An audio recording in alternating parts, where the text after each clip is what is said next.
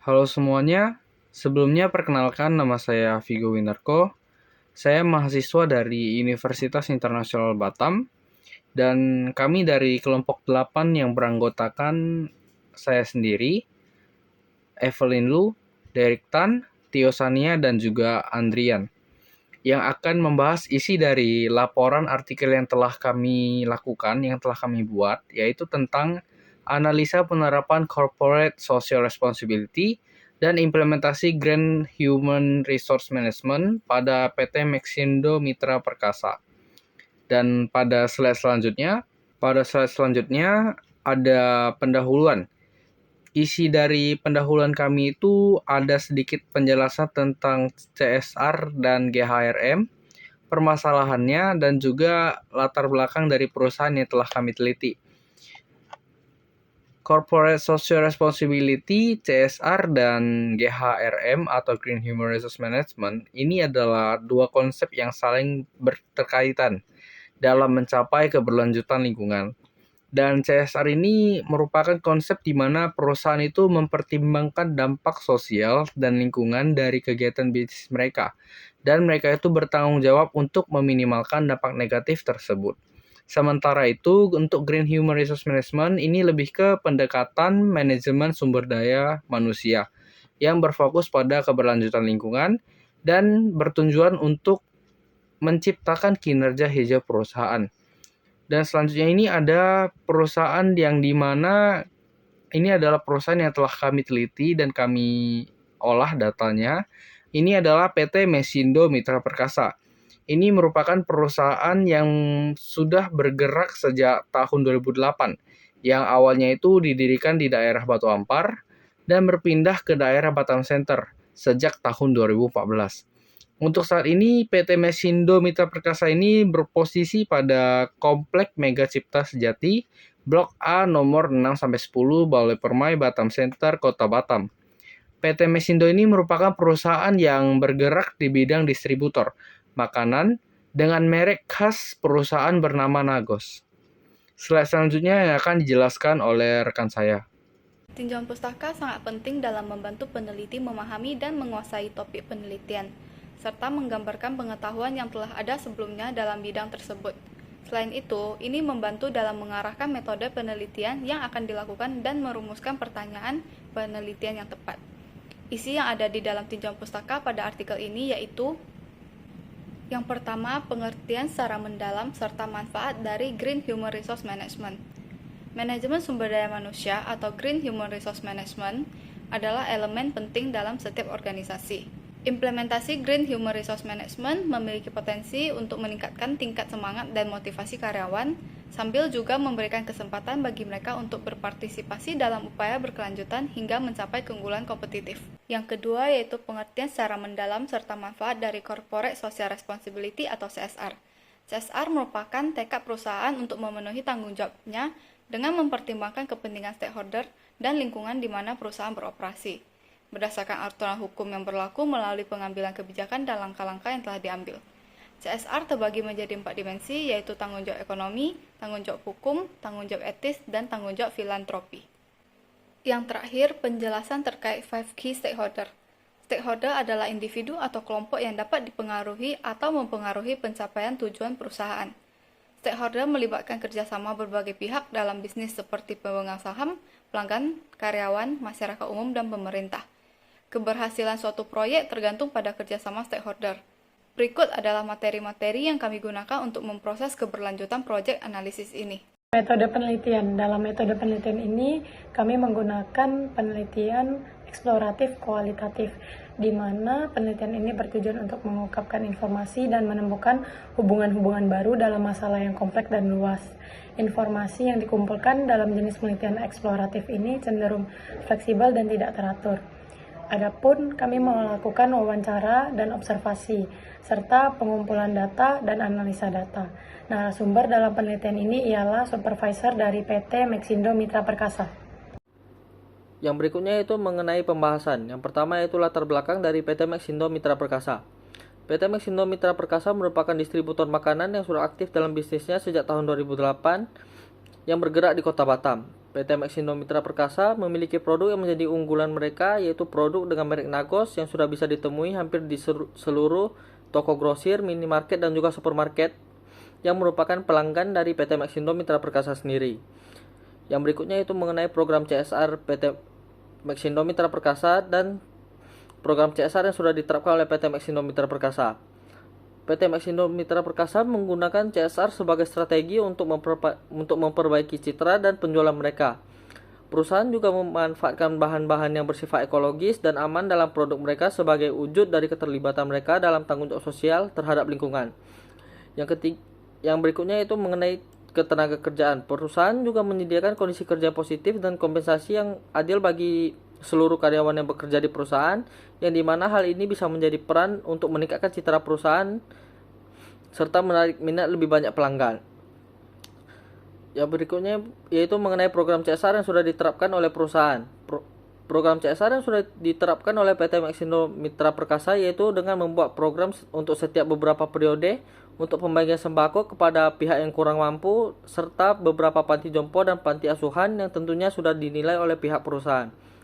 Selain itu, PT Maxindo Mitra Perkasa juga sering melakukan kegiatan pendirian stand makan di beberapa daerah dengan periode tertentu untuk memberikan makanan gratis kepada pihak-pihak yang kurang mampu maupun mengalami kesusahan dalam ekonomi.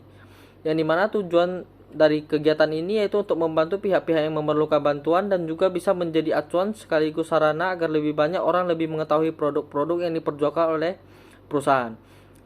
PT Maxindo Mitra Perkasa juga menerapkan program CSR untuk keselamatan kerja karyawan yang bergerak di lapangan atau sales dengan menyediakan dan pembuatan BPJS untuk setiap karyawan yang bekerja di perusahaan, yang di mana biaya BPJS tersebut akan dipotong melalui gaji karyawan tersebut. Yang berikutnya itu dua tanggung jawab sosial PT Maxindo Mitra Perkasa dari sudut pandang etika berdasarkan model ekonomi dan model sosial ekonomi.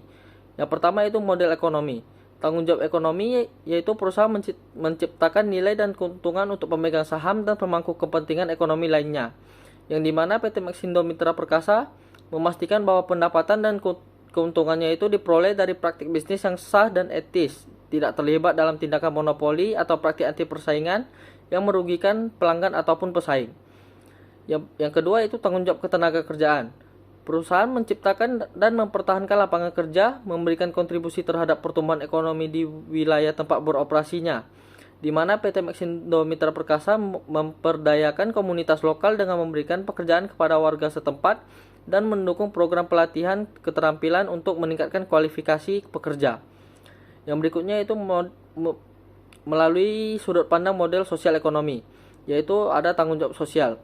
Perusahaan dapat membuat perubahan positif dalam komunitas dan memastikan kesejahteraan karyawannya sendiri, yang dimana PT Maxindo Mitra Perkasa memperhatikan dan memprioritaskan upah yang adil dan kondisi kerja yang aman untuk setiap karyawannya serta mengalokasikan sebagian keuntungan untuk mendukung proyek-proyek pengembangan komunitas. Yang berikutnya itu mengenai tanggung jawab lingkungan. Perusahaan meminimalkan dampak negatif pada lingkungan dan berkontribusi pada keterlanjutan perusahaan dan lingkungan sekitar. Yang dimana PT Maxindo Mitra Perkasa menginvestasikan sumber daya dalam teknologi kebersihan, mengurangi emisi karbon, dan berpartisipasi dalam program penanaman pohon untuk mengimbangi dampak lingkungan produksinya. Membuat pembuangan tong sampah dengan berbagai macam tong yang sudah langsung terpisah antara plastik, barang sampah dan barang basah dan yang lainnya. Yang berikutnya itu mengenai faktor yang bisa mempengaruhi lingkungan sosial yang akan menimbulkan kritik dalam kegiatan bisnis. Yang pertama itu mengenai harga produk. Ketika harga produk yang diperjualkan oleh perusahaan memiliki agak sedikit sulit terjangkau atau rentan tinggi pada kalangan masyarakat, maka tentu hal ini akan menciptakan kritik dari konsumen dikarenakan untuk produk yang diperjualkan oleh PT Maxindo Mitra Perkasa sendiri memiliki pesaing yang cukup banyak. Yang kedua yaitu mengenai kualitas produk.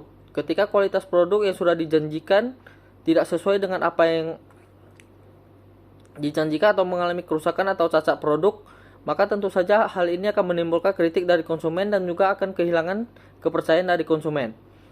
Yang ketiga itu mengenai pelayanan.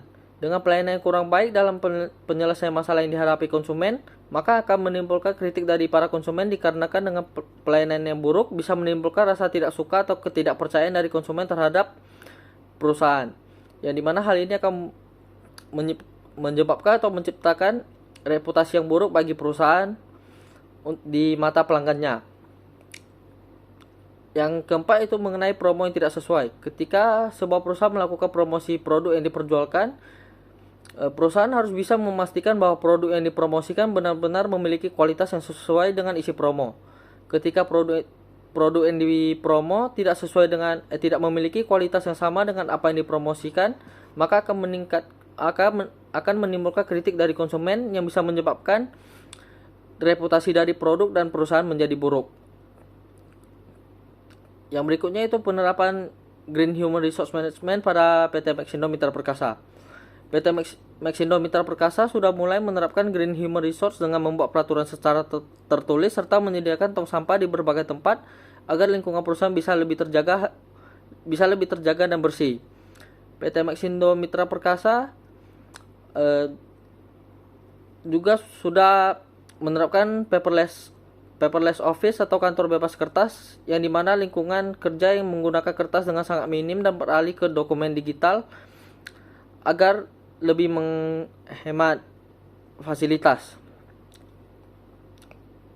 Yang berikutnya itu mengenai 5 key questions stakeholder management di PT Maxindo Mitra Perkasa.